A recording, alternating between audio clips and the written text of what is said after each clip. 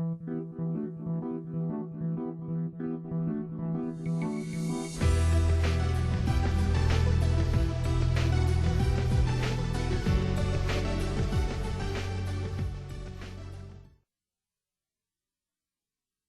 Hello, I'm Dr. Bernard Taylor, Superintendent of the Grand Rapids Public Schools, and it is my high honor and privilege to bring to you a conversation with Jonathon Kozol, who is a leading author, leading theorist about what is going on in America's public schools today. We are most fortunate to have this gentleman of extraordinary renown here with us today.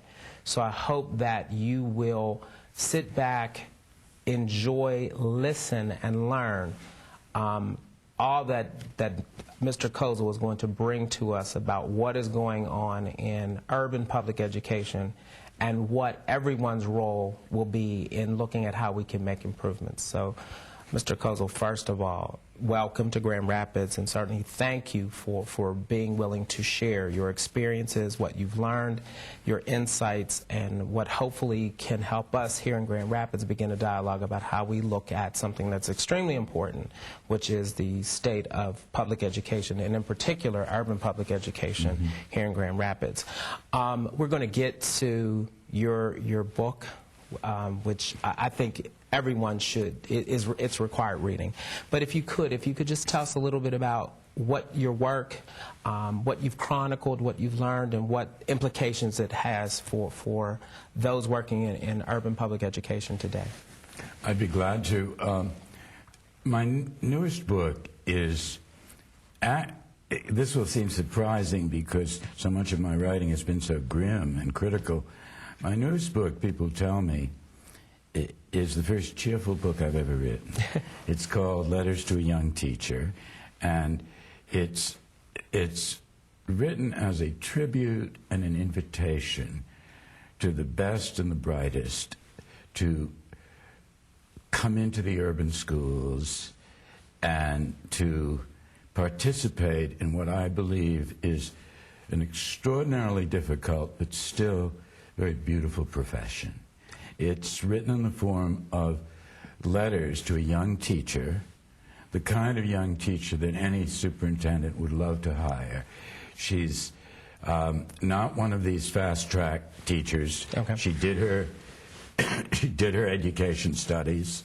She's not coming in like for 2 years as a kind of Lady Bountiful intern. I don't mean to make fun of Teach for America, but there is something inherently wrong with, to me, with any program that sends people into urban schools with the understanding that they're going to abandon the kids within 2 years. Right. We have enough problem of high turnover in these schools, so that worries me enormously. Now, this is a teacher who majored in liberal arts at one of the, I'd say probably one of the 3 most famous, most distinguished private colleges in the United States, not in the Ivy League. Okay. Well, a college that's usually considered a little better than an Ivy League college. I won't name it because I try to protect her privacy. But she also was certified and took all her preparation courses and did an advanced degree at Teachers College, Columbia. So she is very well prepared. She comes into the 1st grade in Boston, and she writes me a letter, as teachers do all the time, and says, would I like to visit her classroom? And because I love little kids, since I used to teach little kids. And in fact, I used to teach in the same neighborhood. And in her case, as in mine, it's an all-black school. Boston's deeply segregated. Yes. And I found her class just remarkable. She did a very good job teaching the skills, but she refused to do any test prep. She wouldn't drill kids for exams. She said, I'm not going to use any artificial means to pump the scores. Her principal, this was a young white woman, her principal, an African-American woman who empathized with her. The principal shared her views. So the principal kind of protected her.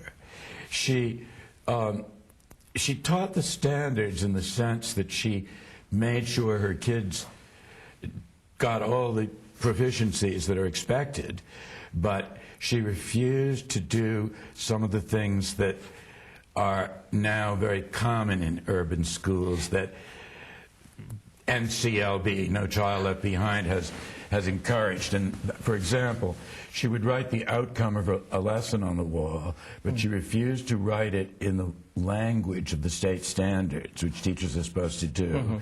And she refused to put a number in front of it, which indicates what standard it is, which is absolute nonsense. It just has no value to the children. And she would not use a scripted text of any sort. She had been told, people told her, black kids are different. They learn, they can't learn by the same rich literary exposure white kids get. They need to be drilled in absolutely uniform, predictable, rigorous discipline to the single-minded destination of the state exam. She said, baloney. She said, I refuse to treat them as a different species. Okay. And she said, give them the same rich opportunities that you and I received. She's speaking to me, because we both grew up in rich suburban systems. And she said they will blossom like the flowers that they are. And in the end, her kids did well on their exams. So she was very gutsy. And just to add to this, the point of the book is a narrative mostly. It's a description of a glowing young teacher who goes through an entire year, does not get burnt out, does not lose her sense of high spirits, does not get fired, delivers the skills, gets involved in the black community, and doesn't quit. And okay, so that's a big problem, because half the new young teachers who come into urban schools are quitting within 3 years. But let's look at what you said, because what you basically outlined is a recipe for success. It is. For a teacher. It's a survival book, really. Exactly. But let's look at what the survival skills are, because oftentimes people think to work in an urban environment that they have to be superhuman. That's right. And what you described is the recipe for success. That one, you have to be grounded in the content. You have to be aware of what the performance expectations are, regardless of whether they're delineated by the school district or by the state. You have to prepare the students to meet the standards, not in this prescriptive way that's drill, kill, let's get ready for the state assessment, but it's the course of how students learn. And that if you're challenging them to meet the expectations that you set, regardless of what the examination is, they're going to be equipped to do that. But you have to do it in a way where the teacher is affirming to the students, invested personally in their success, and willing to do what's necessary in order for the child to be successful. Well, that's right. And I think that, so can you talk about, in the course of the research that you've done, in the course of the information gathering that you've done, why, if we know what the recipe for success, if we know what it is, why is it so elusive? Well, I think there are 2 or 3 big reasons. Number one is that most young teachers coming into our urban schools do not have that delicious sense of irreverence that this young teacher, Francesca, brought to the classroom. So they tend to accept the most robotic, least innovative methods that are prescribed for them.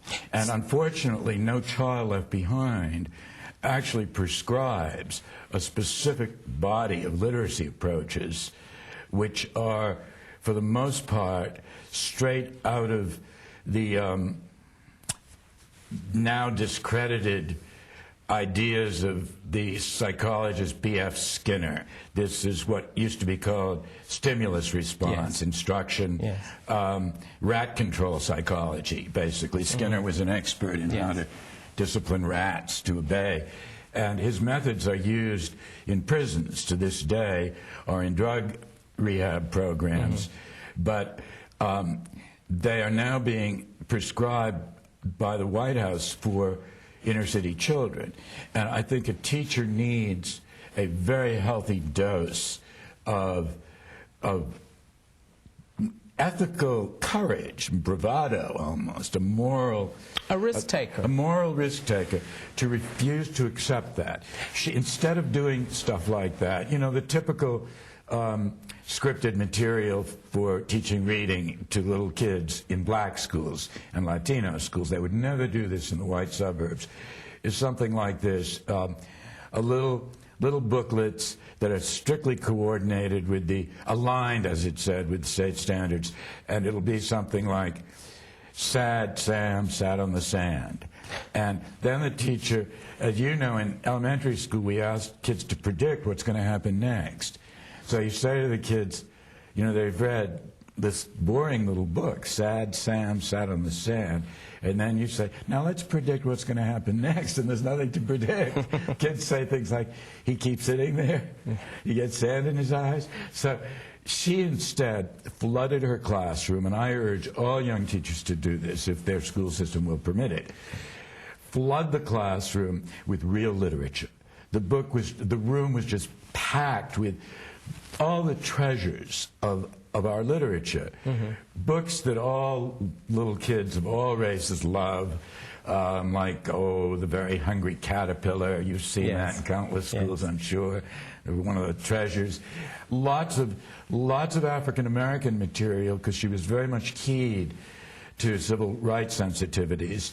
And she didn't just do like the one token poem of Langston Hughes, which is, so unfortunately, you know, diversity instruction is often done on a very token basis. Okay, she did all the poetry of the Harlem Renaissance. But let's talk about that. Let's talk about that. And she's a young white woman who knows how to do that, you know. Tell me then how you introduce a dialogue about that type of competence so that it is not viewed as threatening or not viewed as a character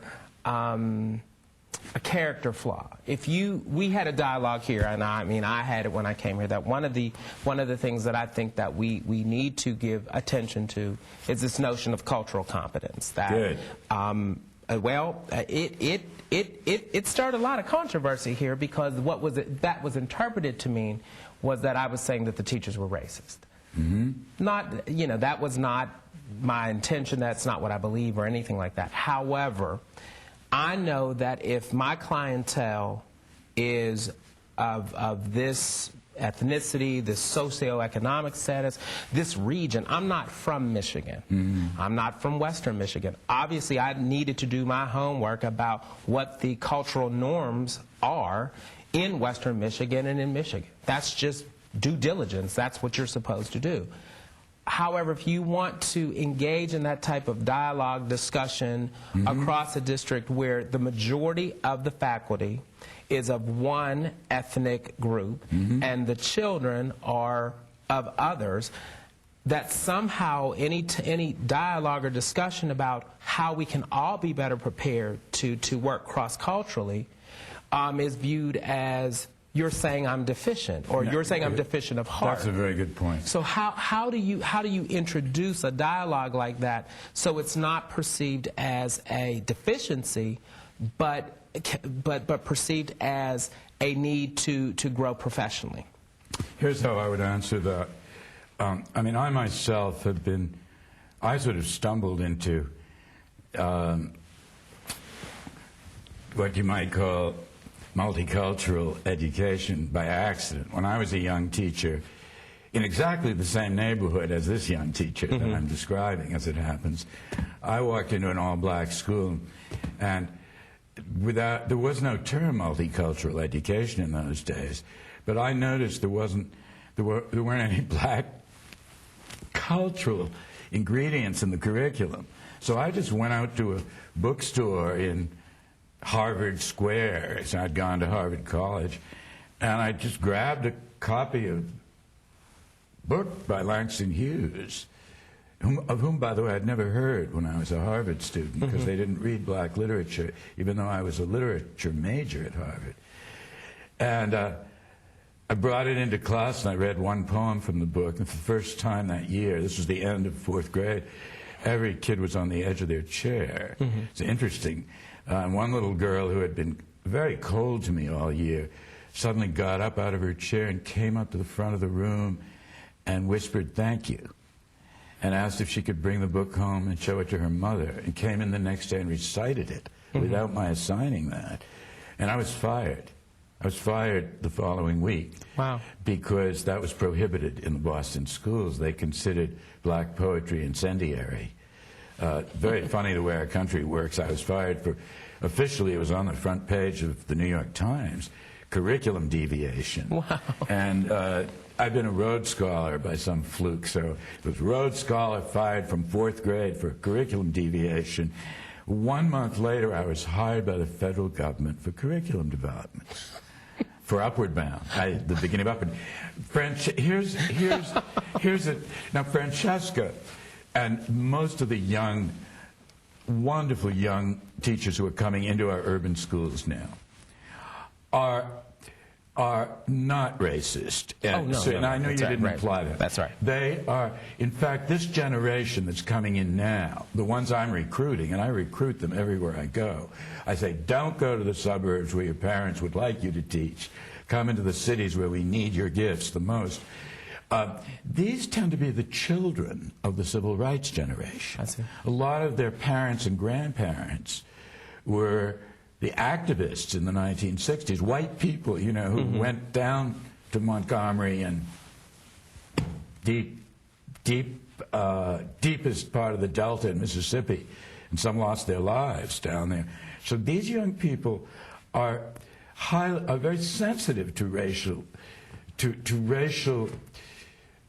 values, and they don't come in with the typical patronizing view of minorities. In fact, these young teachers tend to fall in love with the kids. They have almost a preferential option for teaching kids of color and kids in poverty. They simply need the tools. They need the guidance in professional development to know how to apply that in a way that will motivate their kids who might not be turned on by Robert Frost, you know, who some people joke and say, you know, because Robert Frost is the poet of New England, where I live, probably the whitest poet who ever lived. You know, his poems are about snow in New England. You know, read Robert Frost. Don't deny the kids that. Read them the great white poets, but also make sure you introduce all the treasures that will reflect the culture of these children. Now, the one point I'd like to add to this is the following. I don't think the greatest struggle now is to recruit wonderful young teachers into our urban schools. I say that because I think there's almost like a new civil rights generation now. These young people who have felt stifled ever since 1980, they were born around 1980, but they felt stifled by a kind of a political, sweeping reactionary mood ever since then. And they're shocked to see the dramatic resegregation of our public schools. They're shocked at the persistent inequalities in funding. They're real partisans. They're advocates for these kids. And they speak out politically, which is good. They don't just do a good job in the classroom. They also feel their obligation is to witness in public on behalf. But the fact is that about half of them are quitting within 3 years. And when they quit, they never tell me that it's because the kids are too hard for them, or because the parents won't help them. In fact, most of these young people are good at reaching out to parents. Like Francesca gave all her parents her cell phone, and they'd call her at night. Sure. And she'd visit their homes. She became part of the community. That's not the reason they quit. The reason they quit again and again, when I ask them now, I'm talking about the past 2 years, they say it's this terrible sense of nonstop test-driven anxiety that's been forced upon the inner city schools, the minority schools, by the threats and sanctions of the federal law, No Child Left Behind. And they'll say to me, my principal is a wonderful person, I love her, but she is so scared about pumping the test scores. If she can't pump those scores by 3 points in, the given period of time, is all in the federal law, then she's afraid her school will be taken over and handed over to a private corporation or something like that.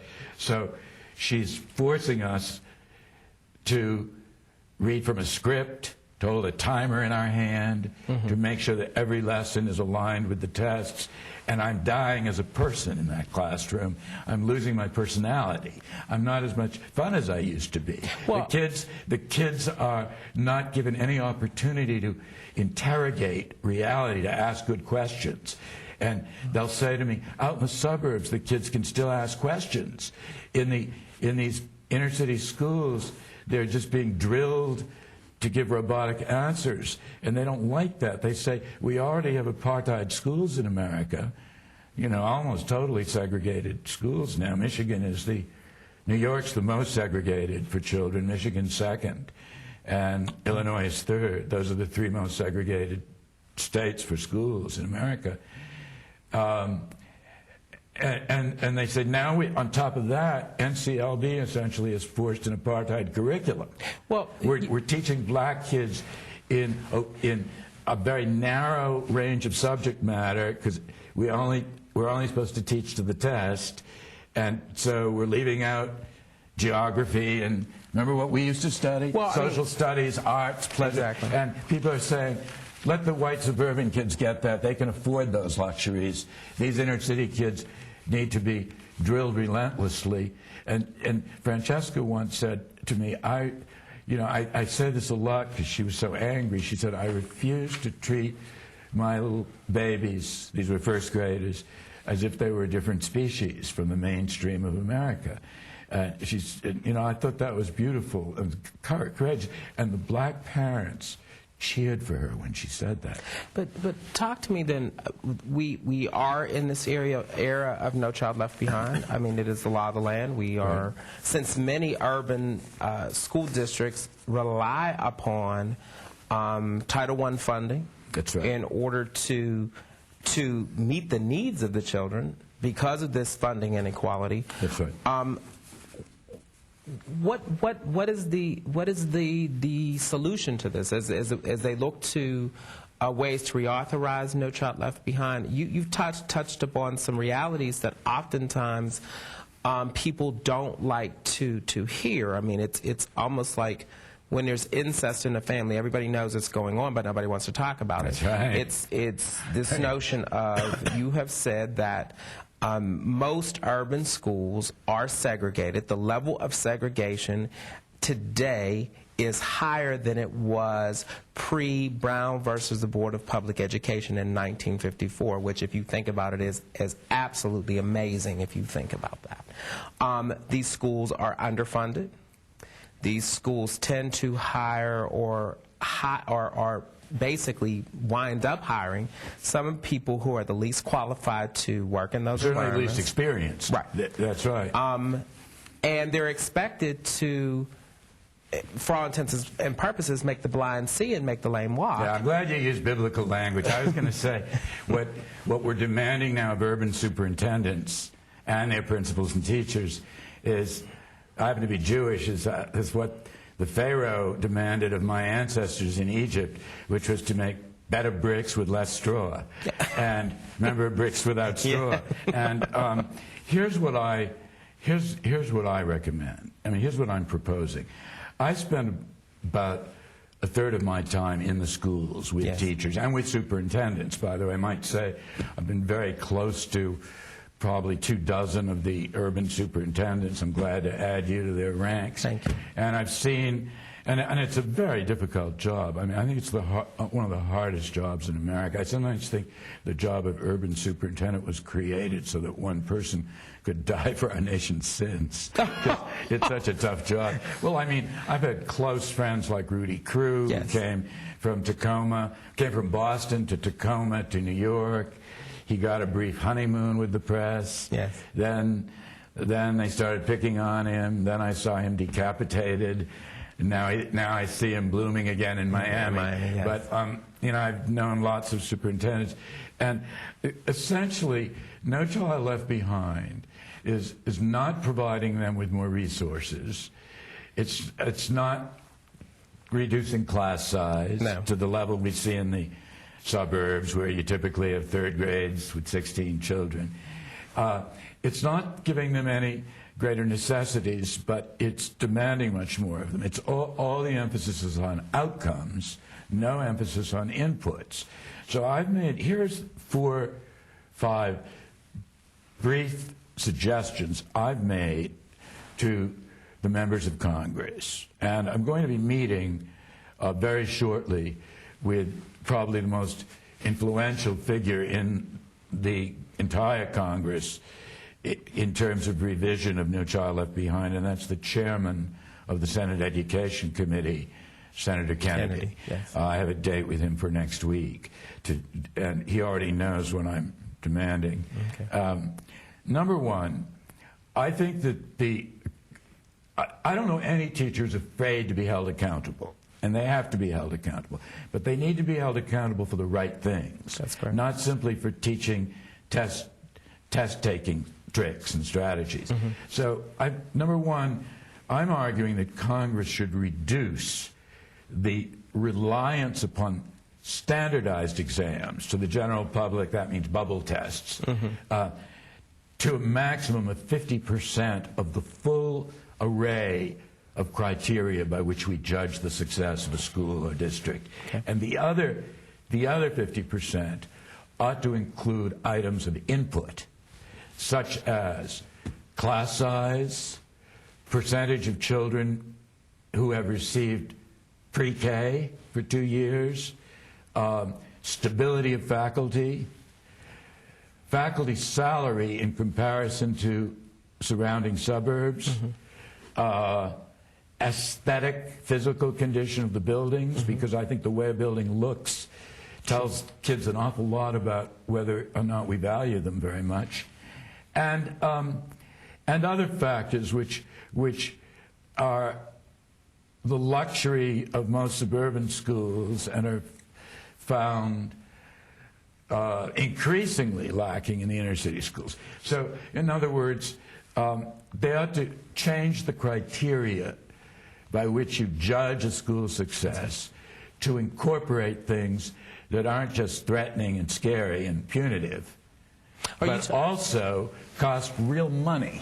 And because NCLB is an attempt to do an end run around inequality. The second, I'll do them fast so I won't forget. The second one is, to the extent that high-stakes tests continue to be used, let's say as 50% of the way we judge a school, Congress ought to prohibit schools from limiting the course of study to the subjects that are going to be tested, but should demand that inner-city schools, urban schools, teach the full array of subject matter that goes to the children of senators and congressmen and other wealthy people. Otherwise, you're going to end up with a narrowly proficient black population that has no cultural breadth. They'll just have these mechanistic skills in the 2 subjects that are tested and nothing else.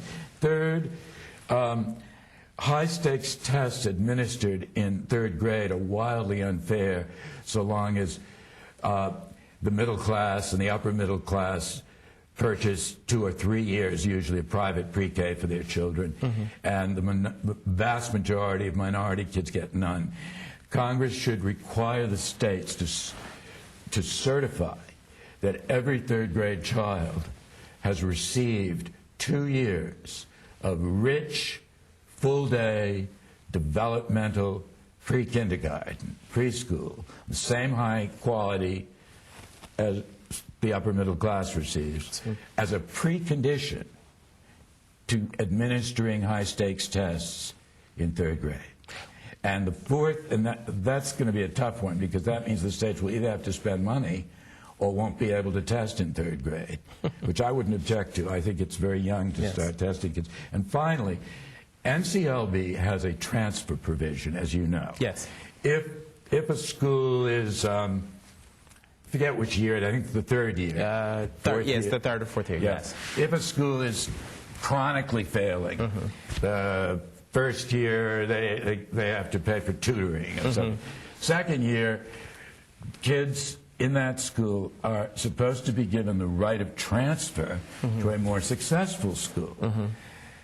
That's been a total failure. Only 1% of children in those situations have been able to transfer since the law was put in place, because there aren't enough successful schools in intensely segregated districts. Well, so the only way Congress can make that work is by doing something that would take a great deal of nerve, and that is to amend the transfer provision to allow kids now in failing schools to transfer, if their parents wish, across district borders now to surrounding, high-spending, usually not very crowded, rich suburban schools, if their parents wish, which, by the way, the Supreme Court ruling of June 28th would allow, so long as it's not done on a racial basis. So let me ask this question, because here in Michigan,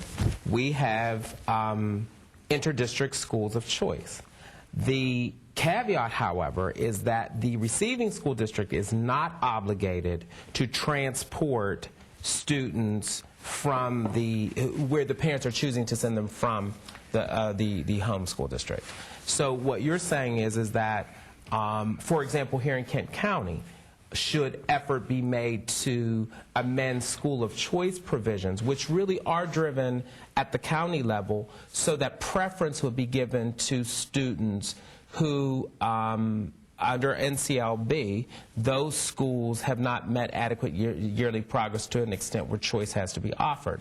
Because I could certainly see that there are choice seats, but what often impedes parents who have children in those schools from taking advantage of schools of choice is their lack of available transportation. That's right. To pick the child up and to get the child home. The trouble with, the big problem with the schools of choice concept, as you have it in Michigan and we have it in my home state also, Massachusetts, the big problem is that so long as transportation is not paid for by the government, it is choice for the middle class and upper middle class. It's choice for the family that has 2 cars, 2 parents, nanny, who can pay for private transportation, can have their butler drive the kids to school, for God's sake. And it's no choice for the poorest of the poor who can't pay for that. Well, so with this amendment would be totally different. The amendment I'm asking Senator Kennedy and Debbie Stabenow and Senator Levin and my other friends in the Senate to support would not simply permit cross-district transfers. Number one, it would require states to finance cross-district transfers and to reimburse receiving districts for the higher per pupil cost of educating a child. The state would be required to pay both expenses. No money would be subtracted from the inner city district because they can't afford to lose money, and the federal government would be required to create a federal fund to match dollar for dollar the costs that states incur in doing this. If they want to, this can be done not because they're minority kids, that's forbidden now, right, but because they're trapped in low-performing schools. And if it is done, it's the only way in which this nation has any chance at all of living up to the struggle and cause for which Martin Luther King, Thurgood Marshall, an entire generation of noble and heroic people, black and white, gave their lives. And if they're not going to do it,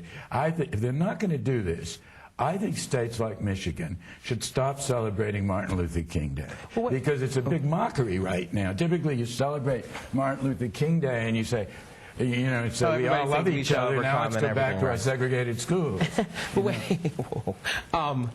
But you've made an interesting point here that I think I want to make sure that those watching this program understand, because what you're talking about is equating funding to educational need in terms of rather than everyone being viewed as having the same need. That's right. So essentially what you're saying is that we should be tying choice to educational needs, so that the children who have the most educational need, i.e. those who are on free and reduced lunch, those who are that require special education services, those who English may not be their native language, those children who consistently, if you look at state assessment scores, typically are the ones who are deemed to be not achieving commensurate with what an NCLB requires, that those students should basically be given entree into the schools that, quote unquote, are making adequate yearly progress. And the resources attached to those children should follow them. However, if educational need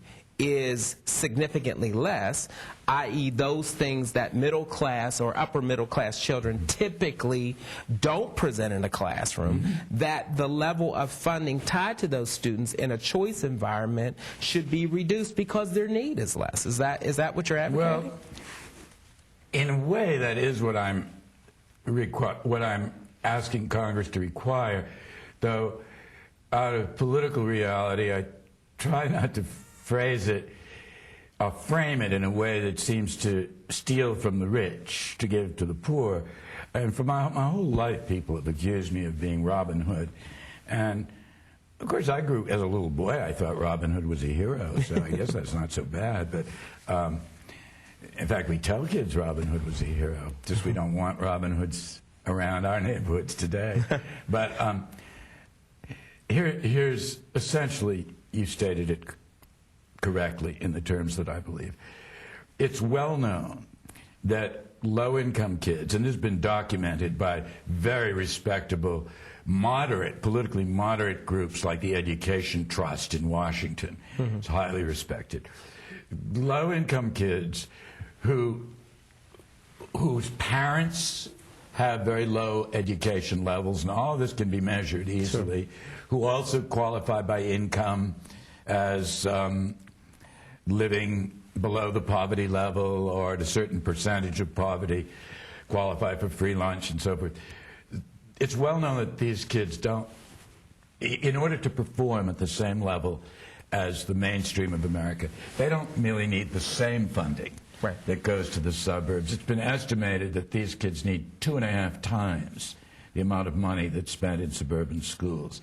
So whether these kids remain in our inner city districts, as the majority will continue for the foreseeable future, whether they remain in, in basically segregated schools like Ottawa High School right here in Grand Rapids, which is a virtually de facto segregated school, and similar schools all over the country, or whether they end up going to racially mixed schools in nearby suburbs, that the states have to adjust per pupil spending in order to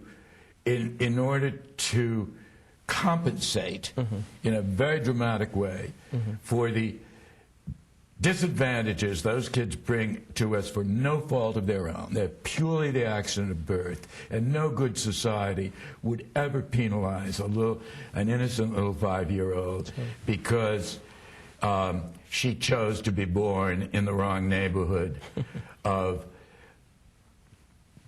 parents whose lives have themselves been made difficult by a legacy of racism, and whose parents maybe dropped out of school because they went to segregated and unequal schools 25 years before. Nobody would punish that child. So whether these kids stay in the cities or get a chance to go to these top suburban schools, they need more funding.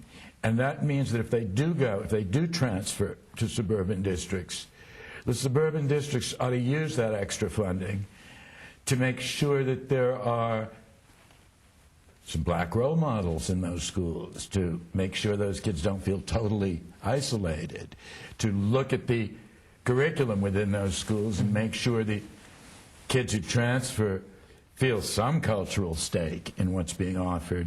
I don't mean that suburban schools have to turn themselves upside down, but they've got to reach out to these kids. Good school integration does not mean simply moving bodies. It also means that those in the white society who view it as their school have to rethink some of their values too. I think that's very important.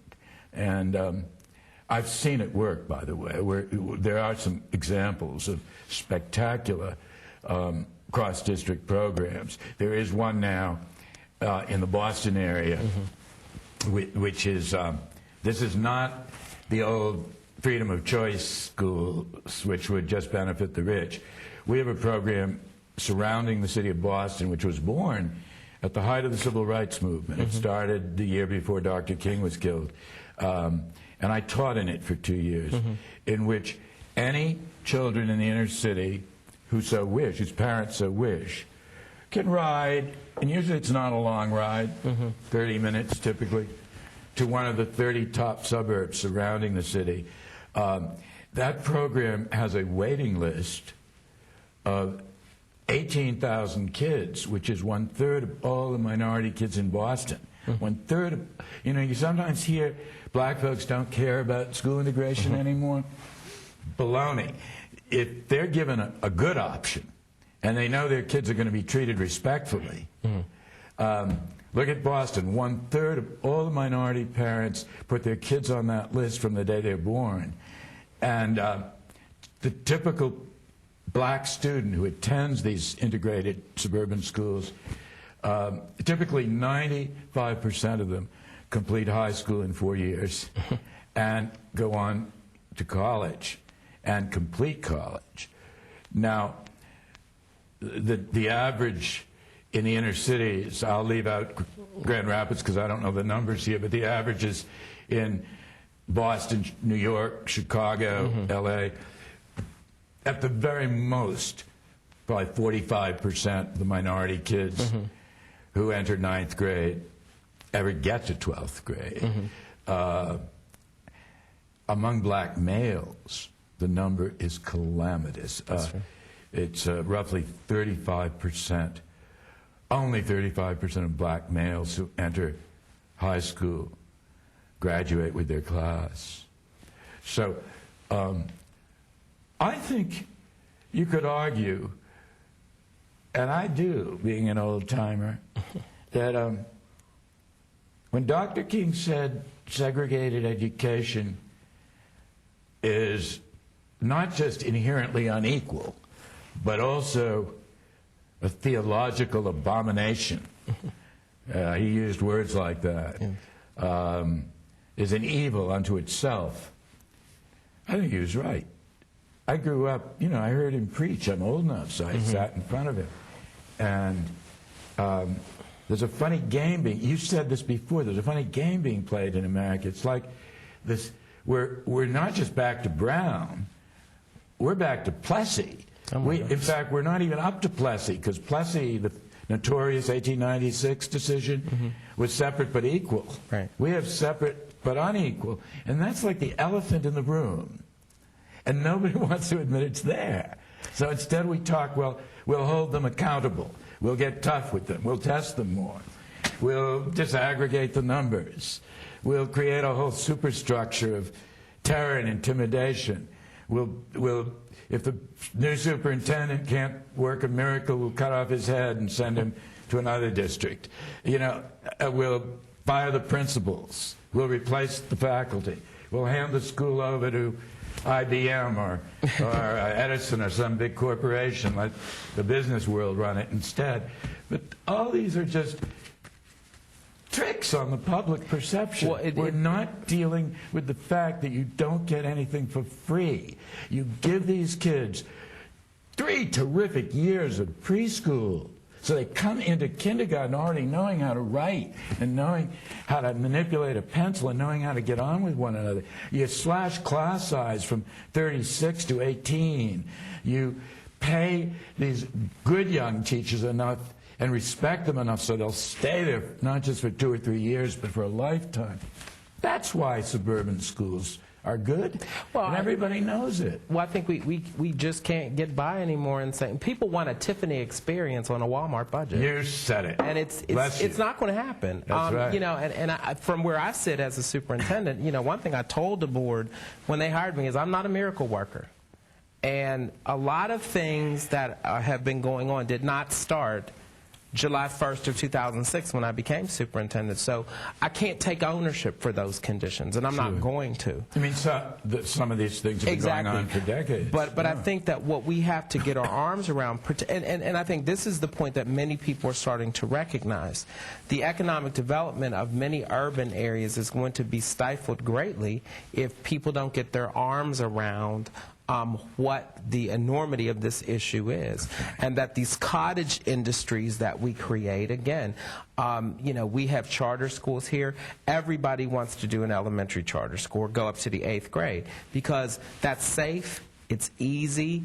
It allows parents' fears. But when it gets tough, when you start talking about high school, when you start talking about alternative ed, you start talking about special education, a lot of people just are not going to get involved in this. Because that tends to involve minorities. Well, yeah. Again, we are running out of time, and I want to make sure that I give ample opportunity for you to give any parting advice or just commentary to those watching this program about where we need to go, what we need to do.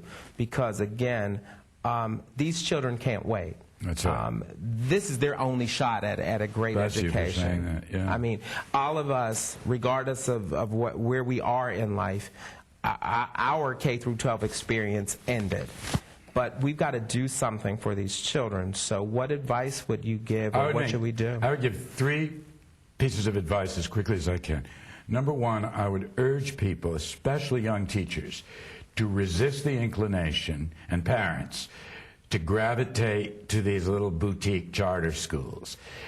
Whether we admit it or not, the main impetus for these little charter schools is to isolate, to create little islands of privilege for the most affluent or savvy parents in a community. So even within a black community, you create, like, they're really the least poor of the poor will end up there. So they have the least need. That's right. So they're either selective, they're either overtly selective, or their enrollment is self-selective.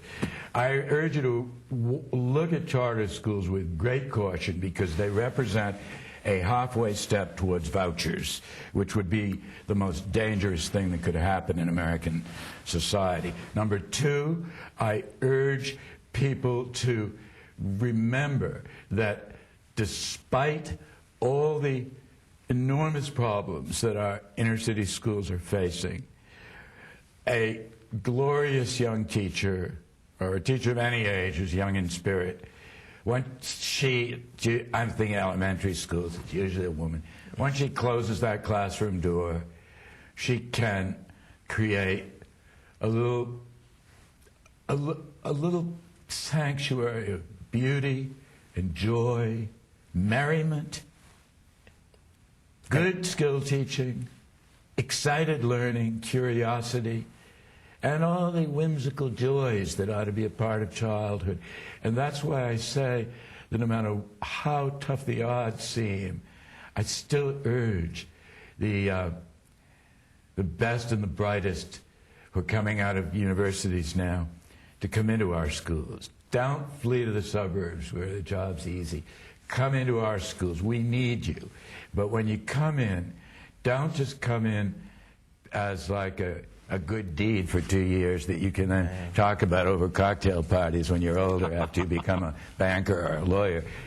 Come in and defend your personality, your joyfulness, teach the skills, win the loyalty of your parents and principal, and stay there for a lifetime, because it's a beautiful way to spend your life. It's a joyful experience, and that's why I wrote this book, Against All Odds. Teaching is one of the most wonderful things a human being can do, and teaching the poorest of the poor is to stand right in the front lines of democracy. That's absolutely, again, bravo, amen. I couldn't agree more. I hope if you have experienced what I've experienced sitting here listening to Jonathon Kozol, that you walk away from this knowing what our call to action is.